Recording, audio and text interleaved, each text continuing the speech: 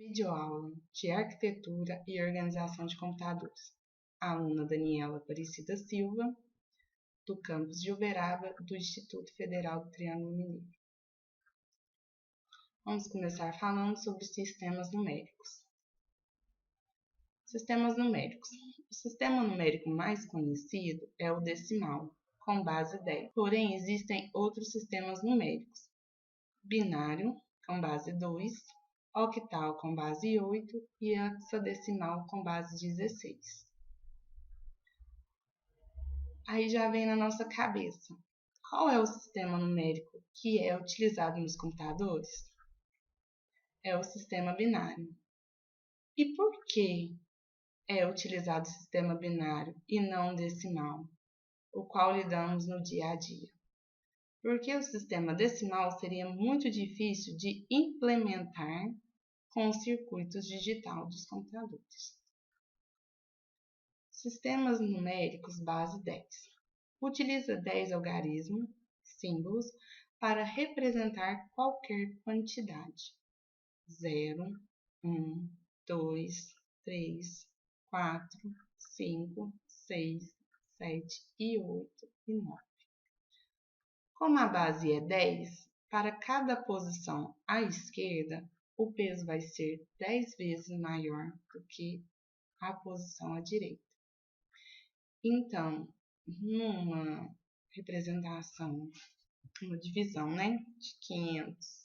5.248 dividido por 10, seria igual a 5 vezes 10 elevado a 3, mais 2 vezes 10 elevado a 2, mais 4 vezes 10 elevado a 1, mais 8 vezes 10 elevado a 0.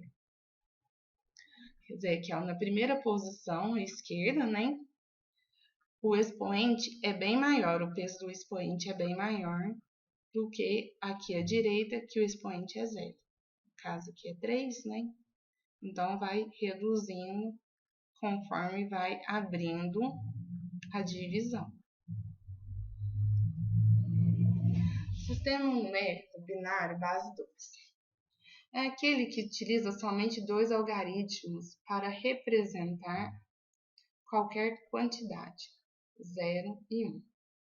O termo bit vem das palavras binário digite. Aqui temos uma representação de um bit. Sistema numérico hexadecimal, que tem a base 16. É utilizado nos projetos computacionais, hardware e software. Então, quer dizer, o sistema numérico hexadecimal é utilizado para formar os hardwares e o software dos nossos computadores. É utilizado por ser mais próximo da base 10. Então, sendo uma base 16, ele é o mais próximo, então ele é maior. E de fácil conversão para o sistema binário, como é um algarismo que tem uma fácil divisão por 2, sendo um número positivo, então ele tem uma fácil conversão para o sistema binário. E é composto por 16 símbolos, diferente dos outros que é somente por algarismo. Abaixo temos a formação dos seus símbolos como exemplo. Então, é o 0, o 1, o 2, o 3, o 4, o 5, o 6, o 7, o 8, o 9 e as letras A, B, C, D, E e F, que vêm com suas bases, as letras, conforme estamos mostrando abaixo. Ficando no final essa representação do sistema hexadecimal na sua conversão. Conversão de qualquer base para decimal. Dessa forma que iremos representar, podemos usar todas as formas decimal para converter os números hexadecimal, octadecimal e indecimal. A forma de decompor um número é chamada de lei de formação. Então, temos uma lei de formação aqui em exemplo, O n é igual a com abaixo de n menos 1 vezes b elevado a n mais 1, mais a expoente n menos 2, vezes b elevado a n mais 2, menos 2. Seria mais nenhuma chave, né? Que ficaria igual a expoente 0 vezes b elevado a 0. Aonde n é um número em base decimal, a n é o algarismo, b seria a base, e n é a posição do algarismo que vale para a posição mais à direita. Qual seria essa posição à direita? A menos significativa, que é conforme a gente explicou no começo da base 10. A esquerda sempre tem um peso maior, quer dizer, sempre é um número maior elevado, né, no seu expoente, e a direita é sempre os menores. Então, quer dizer, se a direita é o menor, ele é o menos significativo. Agora vamos conhecer um pouco das portas lógicas e os circuitos. As operações lógicas, vamos começar por elas. As operações lógicas são estudadas pela álgebra de Boolean, que vem do seu fundador, né, George Boolean. A álgebra Boolean trabalha com apenas duas grandezas. A primeira é a falsa ou a verdadeira. As duas grandezas são representadas por 0, que é igual a falso, e 1, que é igual a verdadeiro. Nos circuitos lógicos do computador, os sistemas binários são representados por níveis de tensão. As portas lógicas são os elementos mais básicos e elementos de um sistema de computador. Então, quer dizer, as portas lógicas são as coisas mais comuns, né, mais básicas que temos no nosso computador. Elas são responsáveis por realizar as operações lógicas sobre os bits. Os valores de entrada e saída são números binários. Cada porta lógica realiza uma tarefa trivial. Vamos dar agora exemplos de todas as portas lógicas que a gente tem no sistema, né? Mesmo que seja a operação de Boolean falso e verdadeiro, né? Trabalhando com duas grandezas, a gente vai representar todas as portas lógicas que podemos ter no nosso sistema de computador. Vamos começar pela porta NOT. A porta NOT inverte a entrada. Então, quer dizer, ela inverte a entrada do computador. A porta OR retorna 1 se uma das entradas é 1. Então, quer dizer, a porta OR só retorna se uma das entradas for igual a 1. A porta AND retorna 1 se ambas as entradas são 1. Então, quer dizer, a porta AND, para ela retornar, as duas entradas têm que ser iguais a 1.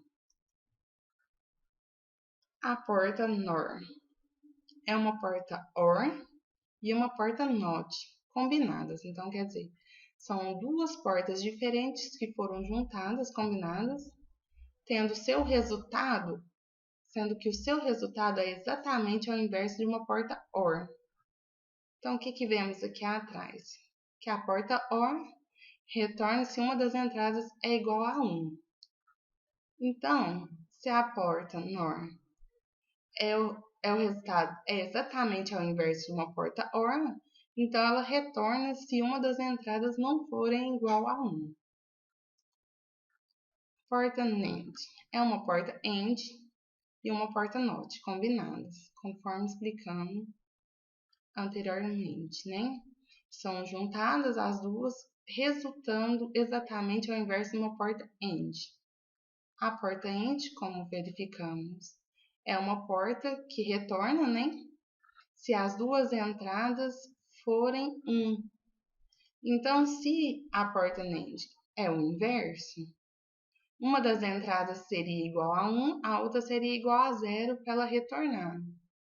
Porque se fossem iguais, seria a porta AND, né? Nesse caso, a porta é o inverso. Conforme, assim, estamos mostrando aqui na representação. Aqui no final tem uma representação. Aqui teria que ser todas as saídas 1, mas aí temos um 0 aqui, então quer dizer que nossa porta é 1 e 0. A porta shore retorna 1 somente se uma das entradas é 1. Então, para a gente ter a porta shore, uma das entradas específicas tem que ser 1. Sendo 1, a gente consegue ter. A porta N-shore é uma porta shore e uma porta not combinadas. O resultado é exatamente o inverso da porta shore. Então, como vemos, né, a porta shore, uma das entradas tem que ser 1. Então, aqui ela tem que ser ao inverso. A combinação na porta NAND pode ser usada para simular todas as outras. Por este motivo, a porta NAND é considerada uma porta universal. Isso significa que qualquer circuito pode ser expresso pela combinação de portas NAND. Então, o que quer dizer? A gente pode pegar a porta NAND e fazer várias combinações de circuitos, usando todos os circuitos ligados a ela. Conforme temos aqui, ó, aqui a gente tem uma porta NOT, uma AND e uma OR, e podemos interligar todos eles a uma porta NAND. As portas lógicas são encontradas no mercado encapsuladas em chips de silício. Conforme temos aqui um exemplo abaixo. Aqui temos várias imagens, né, de chips de silício, onde a gente tem as nossas portas lógicas, né, todas essas entradas. É um conjunto de portas lógicas interligado para resolver um problema maior. Para facilitar o desenvolvimento, em primeiro lugar, deve-se montar uma expressão booleana. Em seguida, partir para a implementação do circuito propriamente dito. Como converter uma tabela verdade em um circuito lógico? Aqui temos o exemplo de uma tabela verdade e aqui o exemplo de um circuito. Como podemos fazer isso? Seria com a soma dos min-termos. Para cada saída, fazer uma soma de produtos, ou seja, a função de chaveamento é uma soma OR. De produtos, AND. De variáveis e variáveis complementadas. Deve-se considerar apenas as saídas 1 e ignorar a saída 0. Então, quer dizer, para a gente transformar uma tabela verdade em um circuito, conforme queremos aqui, né? Temos que considerar somente as saídas 1 e ignorar a 0. Após encontrar a função do chaveamento, desenhar o circuito. Então, assim, quando encontramos as saídas que são iguais a 1, a gente consegue fazer o desenho do circuito.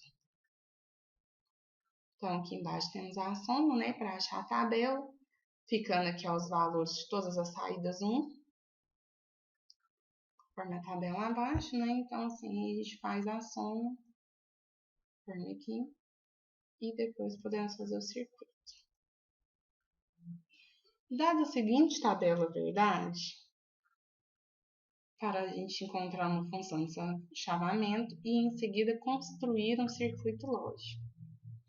Então, assim, a gente tem aqui uma tabela verdade, onde a gente vai fazer a sua resolução, conforme aqui no final temos todas as saídas igual a 1, para a gente poder fazer o desenho do circuito lógico. Aqui fazemos, né, a operação. E aqui temos a nossa tabela verdade desenhada no circuito. Aqui foi o nosso começo da nossa tabela verdade. E aqui ela transformada em circuito. Ok? Sendo assim, acabamos com a nossa aula por hoje.